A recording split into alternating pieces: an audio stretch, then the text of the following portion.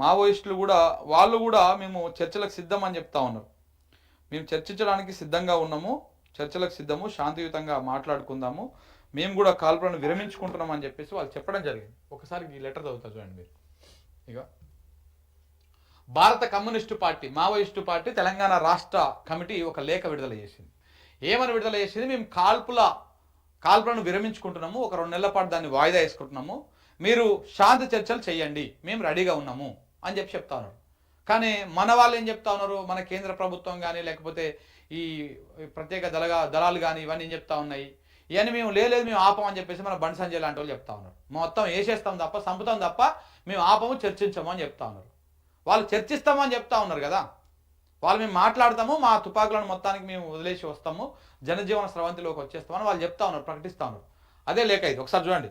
తెలంగాణ రాష్ట్రంలో ప్రజలు, ప్రజాస్వామిక వాదులు, ప్రజా సంఘాలు, మెజారిటీ రాజకీయ పార్టీలు మావోయిస్టు పార్టీకి ప్రభుత్వానికి నడుమ శాంతి చర్చలు జరగాలనే డిమాండ్ను ప్రముఖంగా చేస్తున్నారు.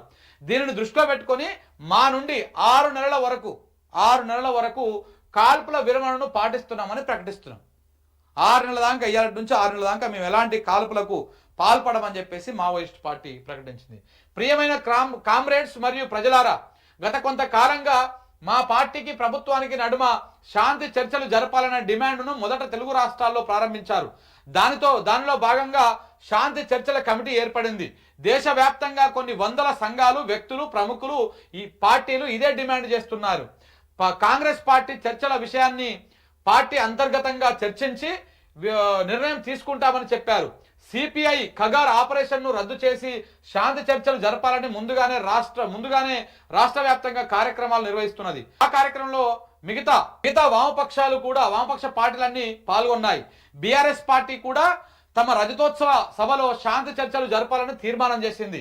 కొద్ది రోజుల క్రితం తెలంగాణ ముఖ్యమంత్రి రేవంత్ రెడ్డి కూడా శాంతి చర్చలు జరపాలనే డిమాండ్ చేశారు. మాజీ ముఖ్యమంత్రి బీఆర్ఎస్ నాయకులు చంద్రశేఖరరావు కూడా ఇదే డిమాండ్ను ప్రస్తావించారు. బీఆర్ఎస్ నాయకులు కవిత కూడా ఇదే డిమాండ్ చేశారు. ఇది హర్షించదగినటువంటి విషయం. రాష్ట్రంలో ఇంకా అనేక మంది మేధావులు, ప్రముఖులు ఇదే విషయం మీద ప్రచారం చేస్తున్నారు.